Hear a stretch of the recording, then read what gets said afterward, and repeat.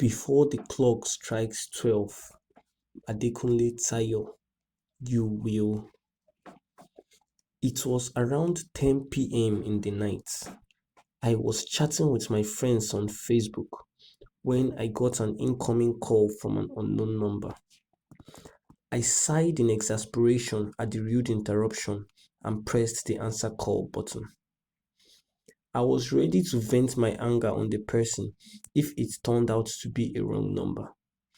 A stranger can't just be interrupting my chatting time. I kept silent when I picked up the call, expecting the caller to say something, but there was silence. I hissed in annoyance and was about to hang the call when I heard a sound and I paused to hear it properly. It was faint at first, but gradually it got louder, and when I was able to make out the sounds, I shrieked in terror and threw the phone away after hanging up as fast as I could. What I heard were incantations, rushed incantations in a foreign language, a language I was very sure that I hadn't heard before in my life.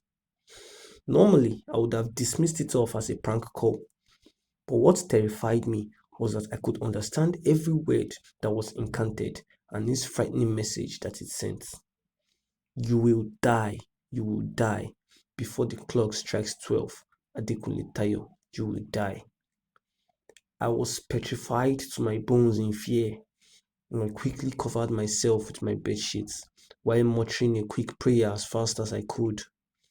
The house was very dark because there was no power supply and I lived alone.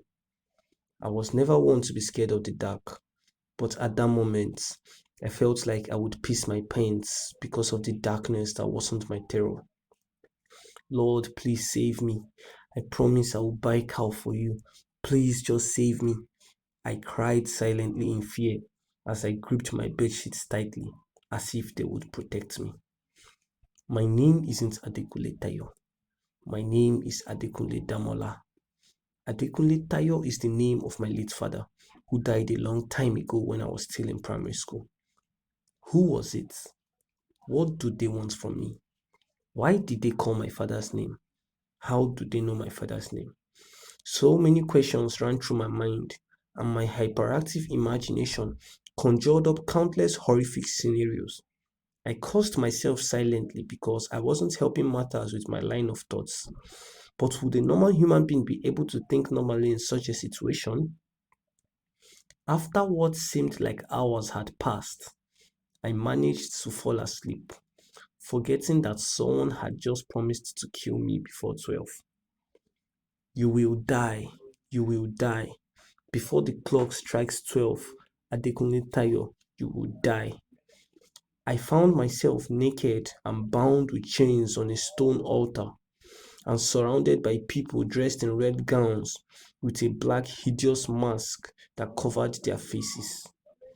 They all repeated that statement in that foreign language while walking around the altar. What? How did I get here? What is going on? I thought. My mouth was gagged, so I couldn't speak or scream. But I don't know how I still managed to scream when one of them walked up to me and raised a sickle shaped knife to pierce my heart. Ah! I woke up, drenched in sweat on my bed. My heart was racing at a million miles per hour, and my legs were shaking from too much fear. I'm alive, I whispered and clutched my chest. The room was still dark, so I couldn't see the time on the wall clock. Not for long. I heard a deep, familiar voice behind me, and I turned around on the bed, only to see someone sitting on my bed. It was dark, but I don't know how I managed to know that the person who was wearing a red gown with a shiny sickle shaped object on his hand. I tried to scream, but my tongue was dry and my throat felt parched.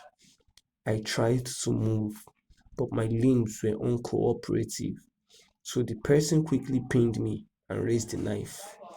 It was then that I saw the face of my attacker, a face that I had grown up with. It was the face of Adekunle Tayo.